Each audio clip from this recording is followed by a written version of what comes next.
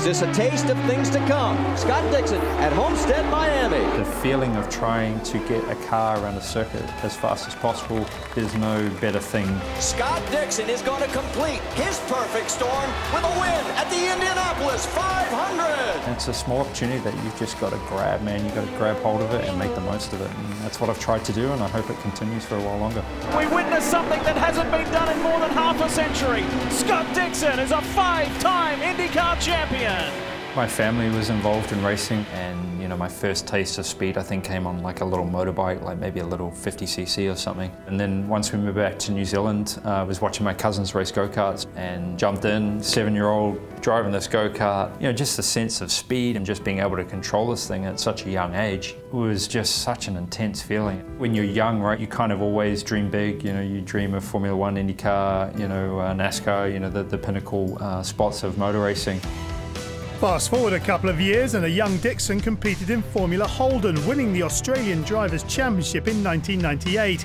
He then made a career-defining move to the United States, getting a drive in the Indy Light Series, first with Johansson Motorsport in '99 and then clinching the championship with the Pac West team a year later. In 2003, the New Zealander would then team up with motorsport titan Chip Ganassi, and the rest is history. That was kind of the defining moment of going to Europe or America. And to solidify that, when we moved to IndyCar and win that first championship, was almost a bit of a shock. I think I didn't really know what I'd achieved. I probably didn't really savor that moment, whereas that kind of turned my career in a totally different trajectory, and that was with Ganassi. I remember getting that call off Chip, even being with Chip for about almost a year at that point. He's like, man, that was big, that was huge. We've been fortunate to watch Scott grow in the sport and watch him mature as a driver and as a family man, and it's been a really nice thing to watch. And throughout the entire time, he's been able to keep his focus on winning races and winning championships, and we want to continue that. Collecting silverware and building up his trophy cabinet, the Iceman, as he is fondly referred to, has amassed 5 IndyCar championships and only sits behind open-wheel icons AJ Foyt and Mario Andretti in overall wins.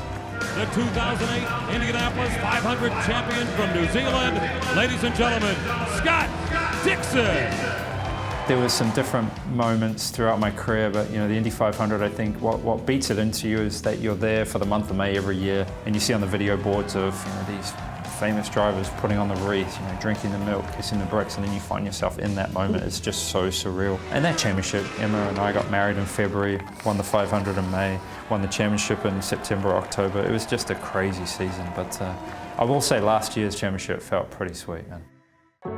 Ganassi lets Dixon keep busy, and the Kiwi has also tasted success in sports car racing, competing at Le Mans and winning the Daytona 24 Hours overall in 2006 and 15 before becoming a class winner with the Ford GT program last year. A win for Ford. That's another one for Scott Dixon. These guys did an amazing job, so I'm just super proud to be a part of the team. Embarking on his 20th season in the United States, Dixon still sets the standard and remains hungrier than ever for silverware. When I wake up, what drives me is just wanting to beat everybody. I go to the gym, 6 days a week, 7 days a week.